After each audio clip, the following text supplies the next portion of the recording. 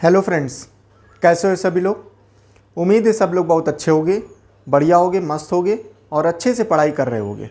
हरीश जी academy में आपका स्वागत है। और हम लोग आज फिर से एक नया चैप्टर स्टार्ट करने जा रहे हैं जिसका नाम है न्यूटन्स लॉ। ठीक है, इसका नाम है, छोटा सा चैप्टर है, न्यूटन्स लॉ।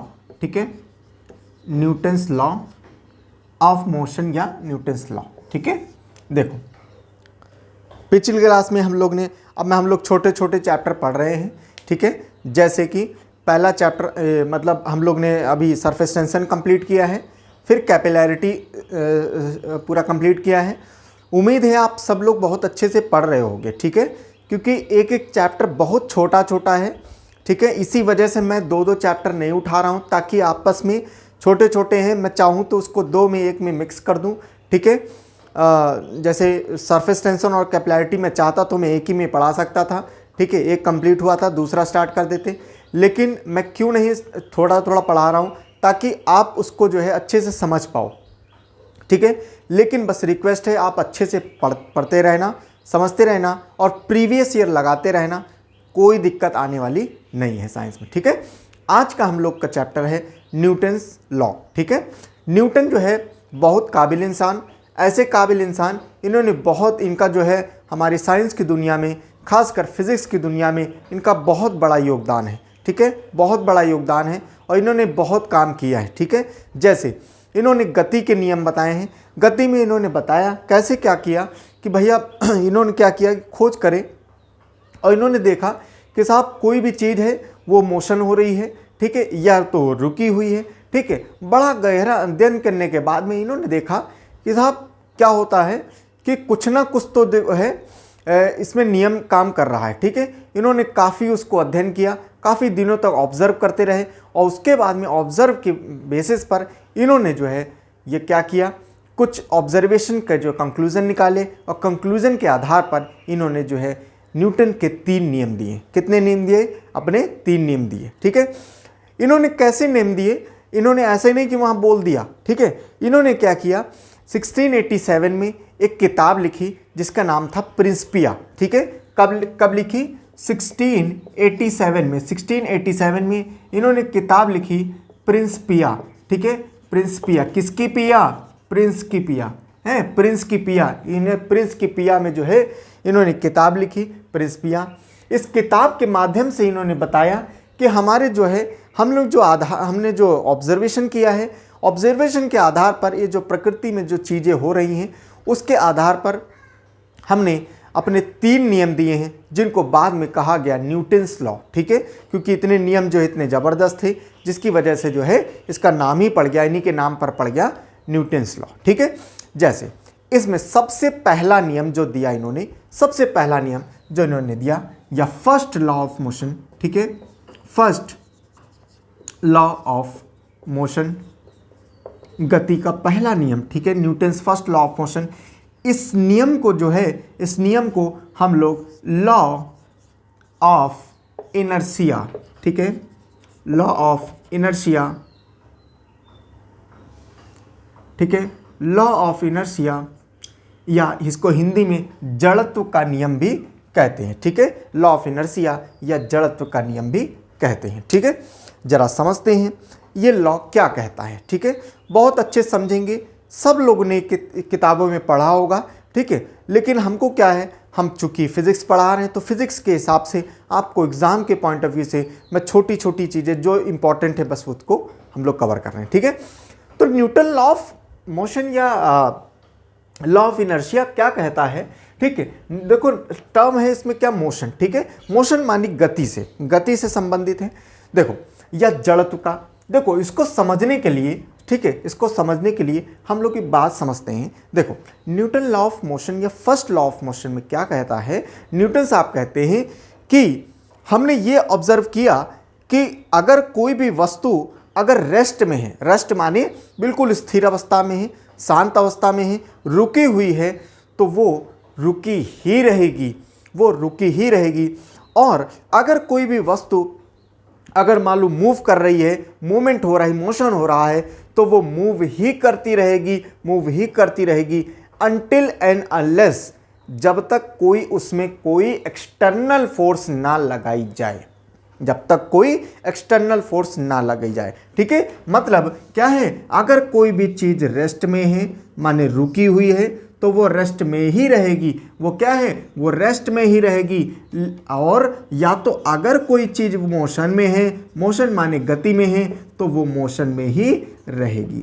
समझ में, इसमें कोई भी चेंज नहीं होगा। लेकिन अनटिल एंड अनलेस, जब तक उसमें कोई बाह्य बल या एक्सटर्नल फोर्स नहीं लगाया जाता है। ठीक है, बाह्य बल मतलब क्या होता है, जैसे इसका एग्जाम्पल मतलब क्या है, मतलब जैसे आप ये मार्कर है, ठीक है, न्यूटन साहब ने देखा कि साहब ये मार्कर अगर मैंने रख दिया है ना, ये मान लो मैंने ऐसे रख दिया इसको टेबल पर, ठीक, तो ये मार्कर टेबल पर रखा रहेगा, रखता रहेगा, रखा रहेगा, तब तक रखा रहेगा जब तक ये दुनिया है। ठीक ये मार्कर तभी मूव करेगा जब इसमें कोई एक्सटर्नल बल लगाया जाएगा। ठीक, जब तक इसमें कोई भी एक्सटर्नल बल नहीं लगाया तब तक ये मार्कर हमेशा रखा रहेगा। या तो फिर जैसे जैसे मैंने क्या किया, एकदम से मान लो बस चल रही है, ठीक, बस चल रही है, तो बस चलती रहेगी, चलती रहेगी, चलती रहेगी, वो तब तक चलती रहेगी जब तक उसमें कोई एक्सटर्नल बल माने ब्रेक्स नहीं लगाए गए। ठीक, अगर उसमें ब्रेक लगाए जाएंगे तभी जाके वो रुकेगी। ठीक है, एक्सटर्नल फोर्स बहुत सारी चीज़ें होती हैं, ठीक है, सिर्फ ब्रेक्स नहीं, वो आपको समझाने के लिए कह रहे हैं। तो न्यूटन का पहला नियम क्या कहता है कि कोई भी वस्तु अगर वो स्थिर अवस्था में है तो वो स्थिर ही रहेगी, ठीक है, या मोशन में गति में है तो वो गतिमान ही रहेगी। जब तक कोई बाह्य बल नहीं लगाया जाता है तब तक उसमें कोई परिवर्तन नहीं होगा। ठीक है, अब बाह्य बल की बात आती है, तो बाह्य बल जो होता है वो बेसिकली कई प्रकार का होता है, या एक्सटर्नल फोर्स कई प्रकार का होता है। ठीक, जैसे जैसे हाँ मान लो हम लोग चल रहे हैं, ठीक है, मान लो यही मार्कर वाला है, ठीक है, मार्कर वाला फॉर एग्जांपल मैंने क्या किया, ये मार्कर ऐसे रख दिया। अब देखो इस मार्कर के अंदर जब मैंने ऐसे मारा, ठीक है, एक्सटर्नल फोर्स जब ऐसे लगाया तभी तो ये मूव किया, है ना, तो ये एक्सटर्नल फोर्स हो गई, हमने खुद लगाया। ठीक, दूसरी बात, जैसे गाड़ी बस चल रही है, ठीक है, बस चल रही है, मैं यही दो एग्जाम्पल लेता हूँ।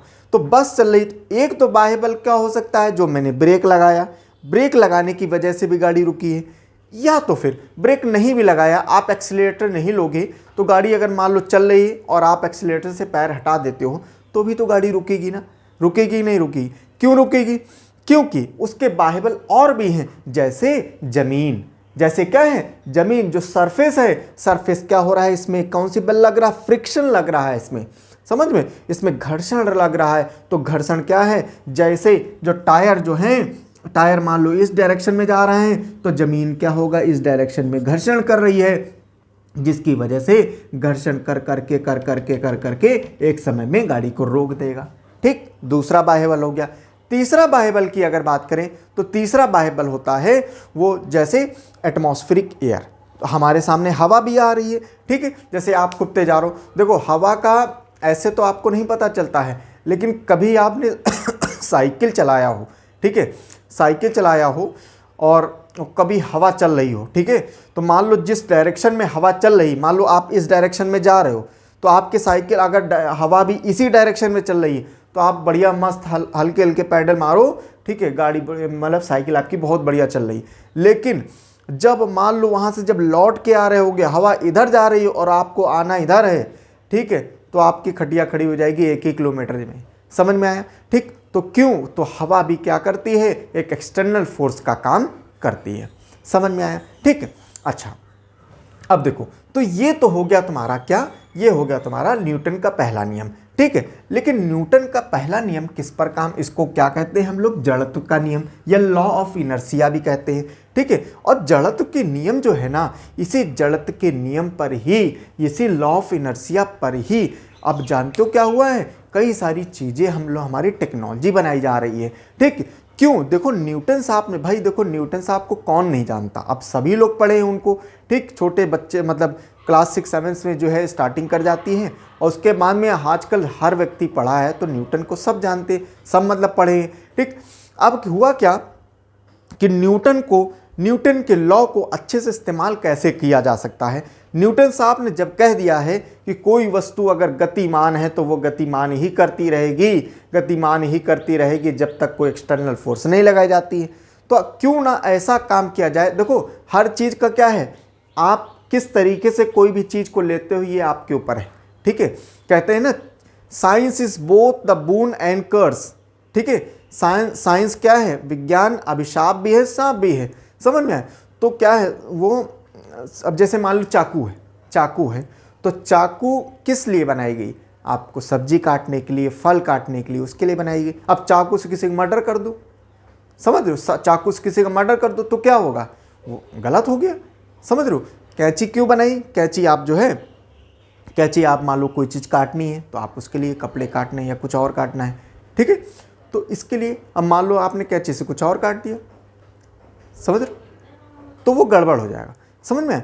तो उस प्रकार से लॉ ऑफ इनर्शिया के आधार पर, ठीक है, न्यूटन साहब ने कहा था कि जब कोई भी वस्तु अगर जा रही है तो वो जाती ही रहेगी। लेकिन तो इसी आधार पर क्या हुआ है, अब एक हाइपर लूप बनाए जा रहे हैं। क्या बनाए जा रहे हैं, हाइपर लूप, ठीक है, हाइपर लूप बनाए जा रहे हैं। अच्छा ये हाइपर लूप क्या होते हैं, ठीक है।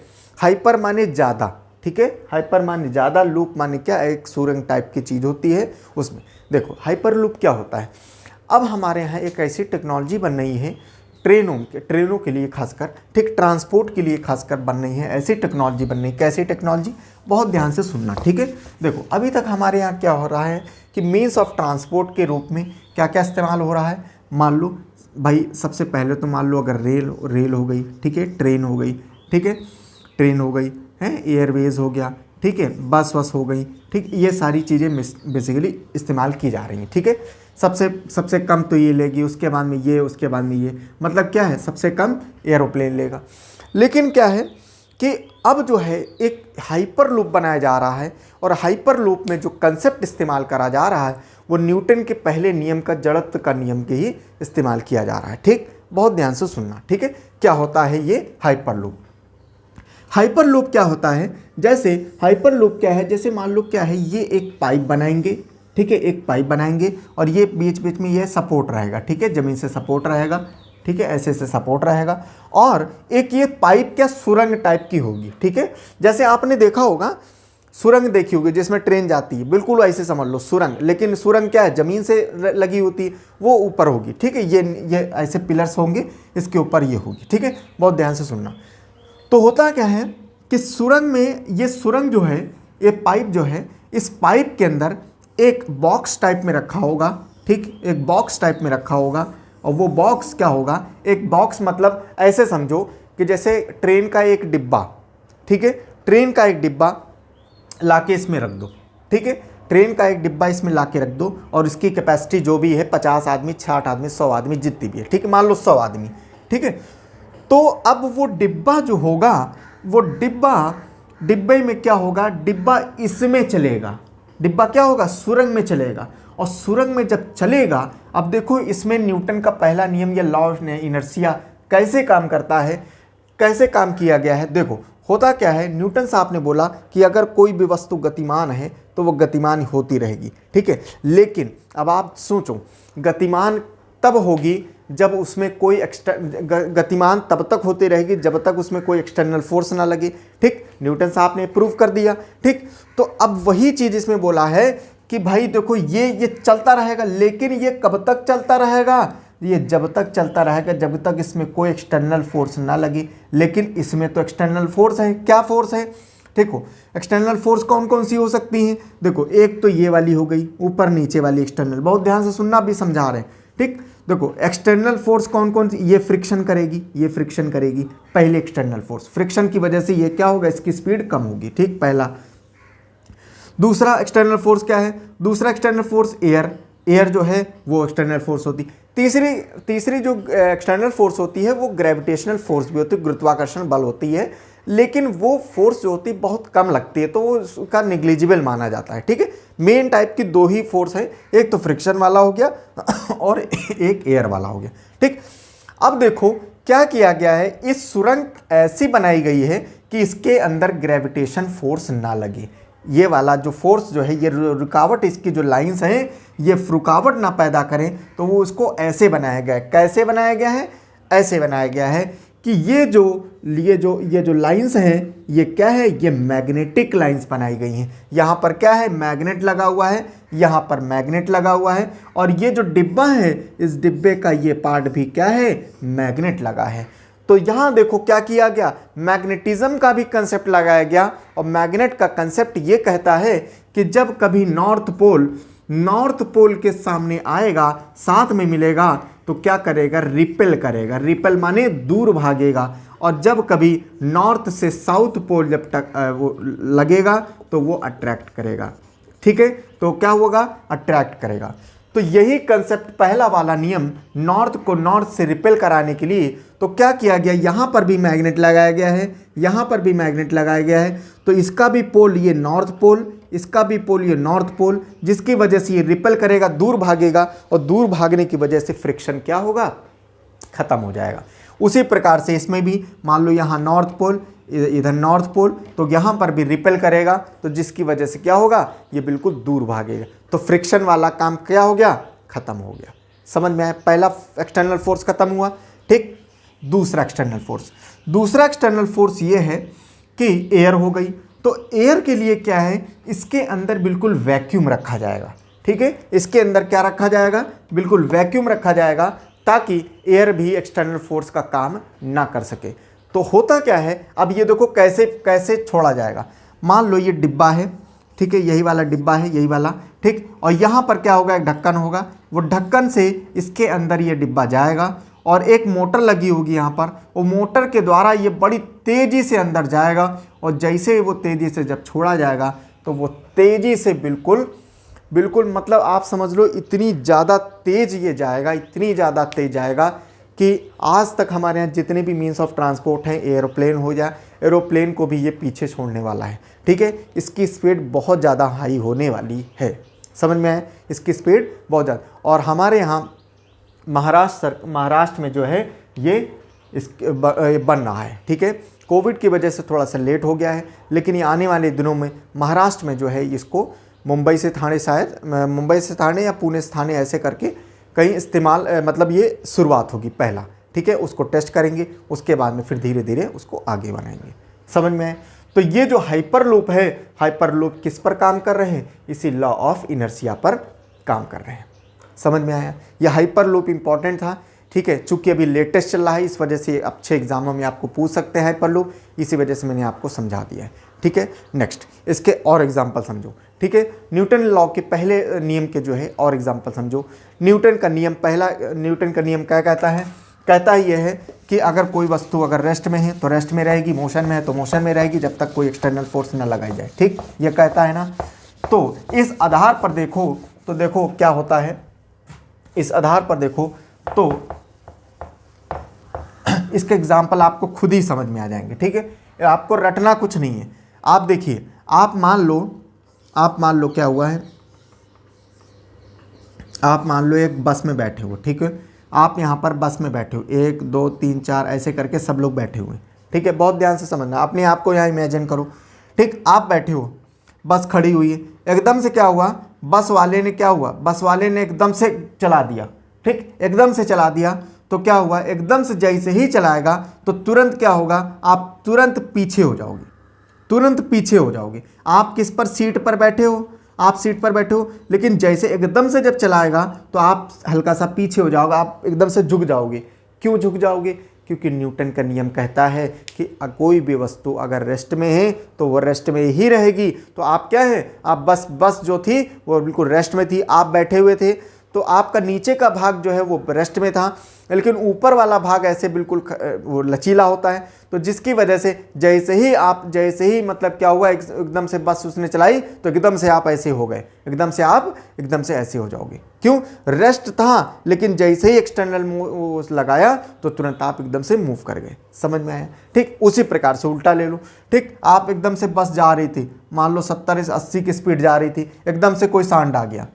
ठीक, एकदम से कोई सांड आया तो सांड जैसे ही आया तो बस वाले ने ब्रेक लगाया, जैसे ब्रेक लगाया तुरंत आगे घूम जाओगे। समझ में आया? तो यही न्यूटन का नियम का एग्जाम्पल है। ठीक, तो ये क्या हो जाएगा, इसके एग्जाम्पल्स हो जाएंगे। ठीक, जैसे दूसरा एग्जाम्पल ले लूँ। दूसरा एग्जाम्पल, ये पेड़ है। ठीक, आम का सीज़न आ रहा है। ठीक है, आम का सीज़न आ रहा है तो इसमें मान लो आम लगे हुए हैं। ठीक है, आम लगे हुए हैं। ठीक, आप गए, ठीक, आम का पेड़ बिल्कुल आम ऐसे लटके हुए थे। ठीक, ऐसे लटके हुए थे, आप गए एकदम से डाल उसकी हिला दिए। ठीक, एकदम जैसे ही हिला दोगे तो आम क्या होगा, आम टूट के नीचे आ जाएगा। क्यों नीचे चला जाएगा, वो रेस्ट की मोड में था, वो रेस्ट की मोड में था। आपने तुरंत ही एक एक्सटर्नल फोर्स लगाया तो तुरंत क्या हुआ, एकदम से वो मोशन में आया। जैसे मोशन में आया तो वो टूट जाएगा। समझ में, वो रेस्ट में ही रहता, लेकिन आपने क्या हुआ, एक्सटर्नल फोर्स लगा के उसको रेस्ट उसका भंग कर दिया। समझ में आया। ठीक, तो ये हो गया। पेड़ के पत्ते या पेड़ के फल जो है टूट जाते हैं किसकी वजह से, जब आप वो एक्सटर्नल फोर्स लगाते हैं। तो इसमें कौन सा नियम काम करेगा, न्यूटन का पहला नियम इसमें काम करेगा। समझ में आया। ठीक, और तीसरा एग्जाम्पल जो है, जैसे हमने हाइपरलूप ले लिया, तो ये सारी चीज़ें जो है इस एग्जाम्पल्स में पूछी जाती हैं। ठीक है, चलो आगे समझो। आगे समझो न्यूटन का सेकंड लॉ। ठीक है, चलो ये हो गया पहला नियम। ठीक, अच्छा, और ये जो नियम होता है ना, एक बात और समझ लो, ये जो नियम है, ये न्यूटन का पहला नियम, ये नियम बड़ा इंपॉर्टेंट है, क्योंकि इसको जो है, इसको गैलीलियो का नियम भी कहते हैं। इसको लॉ ऑफ इनर्शिया या इसको गैलीलियो का नियम भी कहते हैं, गैलीलियो। ठीक है, गैलीलियोस लॉ भी कहते हैं इसको, गैलीलियोस लॉ। ठीक है, क्योंकि इनको गैलीलियो ने भी इसको दिया था। ठीक है, बेस्ड ऑन गैलीलियो लॉ। ठीक है, और ये जो है, ये वाला नियम मास पर आधारित होता है। ठीक है, ये नियम मास माने जो आपका वो बॉडी मास होता है, मास को हिंदी में क्या कहते हैं, ठीक है, उसको मास पर आधारित होता है, बॉडी मास पर आधारित होता है। ठीक, और ये नियम जो है, ये क्या करता है, ये डिफाइन करता है, ये डिफाइन करता है, ठीक है, बल वो फोर्स को। ठीक है, फोर्स को जो डिफाइन करता है, F is equal to ma। ठीक है, F इज इक्वल टू, ये डिफाइन करता है इस वाली प्रक्रिया को। ठीक, चलो चलो आगे समझ दो। फिर न्यूटन का सेकंड नियम। ठीक है, न्यूटन का सेकंड नियम, second law of motion, second law of motion, या सेकंड लॉ ऑफ मोशन कह लो, या लॉ ऑफ मोमेंटम इसको कहते हैं, लॉ ऑफ मोमेंटम। ठीक है, मोमेंटम। ठीक, लॉ ऑफ मोमेंटम या संवेग का नियम। ठीक है, संवेग का नियम। देखो, सेकंड लॉ ऑफ मोशन ये कहता है, ठीक है, सेकंड लॉ ऑफ मोशन ये कहता है, देखो, कि अगर कोई भी वस्तु जो है, ठीक है, अगर मान लो कोई भी वस्तु है, जैसे मान लो एक क्या है, ये साइकिल है। ठीक है, मान लो ये साइकिल है।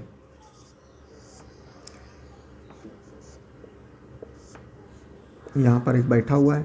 ठीक है, ठीक, ये साइकिल है। तो साइकिल में क्या हुआ, साइकिल में ये देखो, second law of motion momentum ये कहता है कि आप जो है इस साइकिल में जो भी एक्सटर्नल फोर्स लगा रहे हैं, या जो भी इसमें मोमेंटम दे रहे हैं, ठीक है, जो भी मोमेंटम दे रहे हैं, तो मतलब क्या होता है, इसमें क्या होता है, इसका एक पहले परिभाषा समझते हैं, उसके बाद में तब समझो। देखो, वस्तु के संवेग मोमेंटम में परिवर्तन की दर जो होती है, उस पर लगाए गए बल के डायरेक्टली प्रोपोर्शनल होती है। ठीक, मतलब क्या है, मतलब ये है कि जैसे मान लो ये कोई फोर्स है, ये कोई साइकिल है, तो इसका जो मोमेंटम जो होगा, इसका जो भी मोमेंटम होगा, ठीक है, जो भी मोमेंटम होगा, तो वो मोमेंटम कितना है, तो उस पर लगाए गए बल पर आधारित होता है। ठीक, तो जितना इसमें फोर्स लगाया गया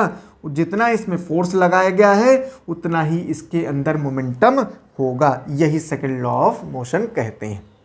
समझ में आया। ठीक, सेकंड लॉ ऑफ मोशन क्या है कि ये फोर्स जो है और मोमेंटम ये क्या है, ये डायरेक्टली प्रोपोर्शनल। मतलब क्यों, जो ये वाला अभी फॉर्मूला हमने उन्हें देखा था, F is equal to ma।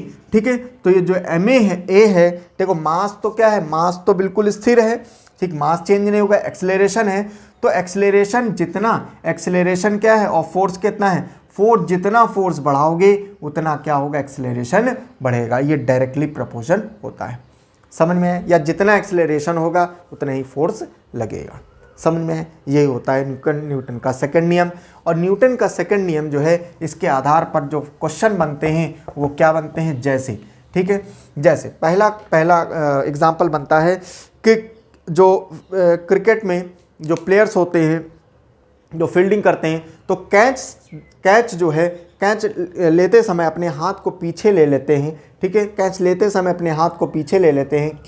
क्यों ले लेते हैं? क्योंकि अगर ये डायरेक्टली प्रोपोर्शन होता है, अगर ये हाथ नहीं पीछे लेंगे तो क्या होगा, अगर हाथ ही पीछे नहीं लेंगे तो क्या होगा, जैसे मान लो फॉर एग्जांपल भाई उनकी बॉल कैसी होती है, लेदर की बॉल होती है, ठीक है, जैसे मान लो ऐसे करके ये बॉल ले लिए, ठीक है, ऐसे करके ऐसे लगा दिए हाथ, ठीक है, और ऐसे ही लगा रहे हैं, ऐसे नहीं किए, तो क्या होगा, जिस डायरेक्शन जिस मोमेंटम से वो आ रही है, क्या बॉल आ रही है, अगर भाई जितनी वो बॉल आ रही है, ठीक, उतनी ही फोर्स ये भी लगा रहा है, ठीक, तो क्या होगा, फोर्स जो है ज़्यादा हो जाएगी, जिसकी वजह से इसमें हाथ में क्या हो जाए, जो भी कमज़ोर पार्ट होगा वो क्या हो जाएगा, वो चोटिल हो जाएगा। भाई हाथ है तो हाथ में चोट लग जाएगी। तो हाथ जब पीछे करते हैं तो क्या होता है कि वो फोर्स जो होती है ये मिनिमाइज हो जाती है। समझ में आता है? वो मिनिमाइज, उसकी मोमेंटम मिनिमाइज हो जाएगा, जिसकी वजह से हमको बल जो है, हमको उतने चोट नहीं लगेगी। जैसे दूसरा एग्जांपल, जमीन पर गिरना, मतलब जैसे मान लो रेत पड़ी हुई है, तो रेत पर गिरना और फर्श पर गिरना, ठीक है, मान लो पत्थर है, पत्थर की वो लगाएंगे आपके घर में, और एक ज़मीन पर इंसान गिर रहा है, उस पर गिर रहा है, रेत पर गिर रहा है, एक फर्श पर गिर रहा है, तो किसको ज़्यादा चोट लगेगी? फर्श वाले पर ज़्यादा लगेगी। क्यों? जितने मोमेंटम से वो लगा रहा है तो उतनी ही मोमेंटम से क्या हुआ, फर्श भी लगा रही है, तो जिसकी वजह से क्या होगा, आपको चोट लगेगी। तो जो भी उसमें कमज़ोर होगा उसको चोट लगेगी। ठीक, अभी मान लो क्या है, अब जैसे मान लो 1 किलो का बाँट है, ठीक है, 1 किलो या 5 किलो का बाँट है, ठीक है, जो तराजू में रखा जाता है बाँट। अब बाँट पता चला ऊपर से फेंक दो तो बाँट भैया ज़्यादा मजबूत है, तो जितना बाँट दम लगाया, फोर्स लगाया, और तो जो फर्श है, फर्श ने भी उतनी लगाया, तो फर्श क्या कमज़ोर होने की वजह से क्या होगा, टाइल्स टूट जाएंगी। समझ में आया?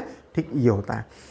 तीसरा एग्जाम्पल अगर लेते हैं तीसरा एग्जाम्पल लेते हैं, जैसे आपने क्या कहते हैं, जैसे वो मिट्टी हो गई, ठीक है, गद्दे पर गिरते हैं इंसान या मिट्टी पर गिरते हैं, तो कौन इसमें ज़्यादा चोटिल होगा, या ज़्यादा इसमें उसको ज़्यादा चोट लगेगी, किसको लगेगी, जो मिट्टी पर गिरा है एज़ कंपेयर टू गद्दे पर। समझ में आए? तो फोर्स को मिनिमाइज करने के लिए हम लोग न्यूटन का कौन सा नियम लगाते हैं, न्यूटन का सेकेंड लॉ ऑफ मोमेंटम लगाते हैं। समझ में आया? ठीक, फिर आता है हम लोग तीसरा नियम, थर्ड लॉ ऑफ मोशन। ठीक है, थर्ड लॉ ऑफ मोशन, या इसको हम लोग एक्शन, इसको हम लोग क्या कहते हैं, एक्शन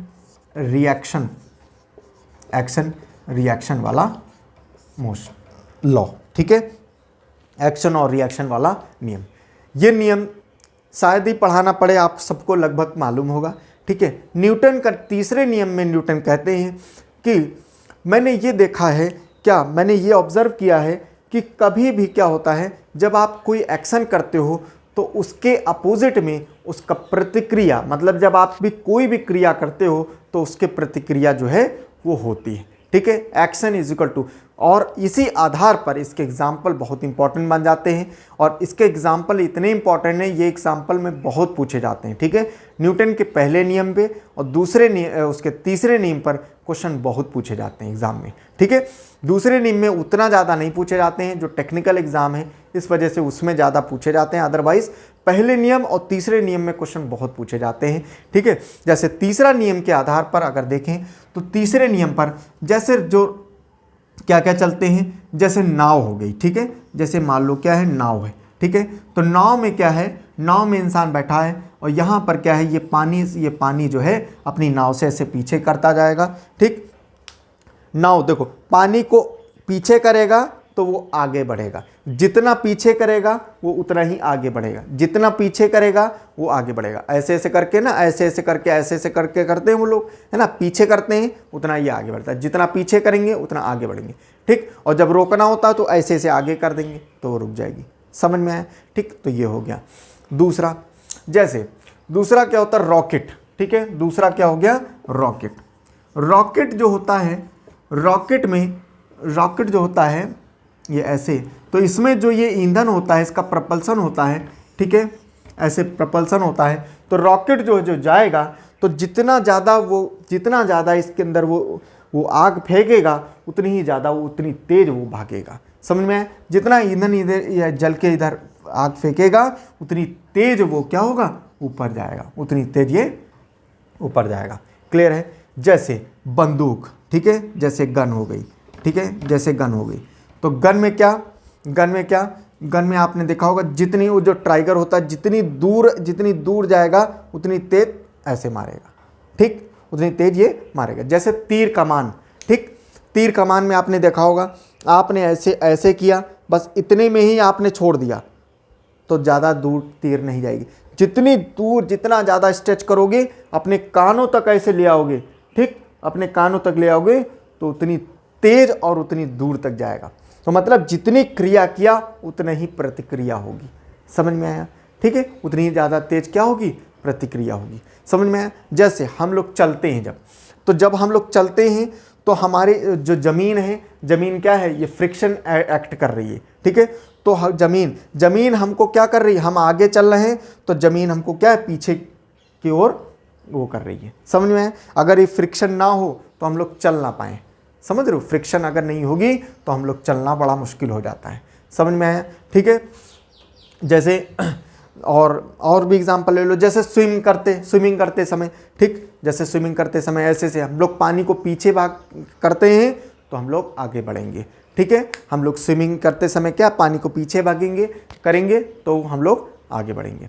जैसे हेलीकॉप्टर, जैसे एरोप्लेन, तो ये सारे के सारे किस पर काम करेंगे, न्यूटन के। जैसे गुलेर भी आपने देखा होगा जिससे पत्थर ऐसे करके मारते हैं, है ना, ऐसे होता है वी शेप में, ऐसे खींचो उससे रबड़ में लगी होती ऐसे, तो जितना ऐसे इतना ही खींचोगे तो जाएगा ही नहीं। खूब एकदम से खींच के ऐसे मारो, तुरंत ताड़ से पड़ेगा उसकी, समझ में आया? तो ये जो गुलेर होता है, गुलेर पर किस पे काम करता है, गुलेर भी किस पर काम करता है, न्यूटन के तीसरे नियम पर, एक्शन रिएक्शन पर। समझ में आया? तो न्यूटन के ये 3 नियम हो गए। ये जो है आपको उम्मीद है समझ में आए होंगे। इस पर आधारित क्वेश्चन जो है यही जो इस पर ही क्वेश्चन सब बनते हैं, ठीक है। इसी वजह से मैंने कंसेप्ट और कुछ मैंने एग्जाम्पल आपको करा दिए हैं ताकि आपको कोई टेंशन आगे ना हो। समझ में आए? चलो okay, thank you so much. सभी लोगों से रिक्वेस्ट है भैया आगे शेयर वेयर करते रहो ताकि कोई दिक्कत ना हो, हम भी मोटिवेट रहें, आप भी अच्छे से पढ़ते रहो, ठीक है।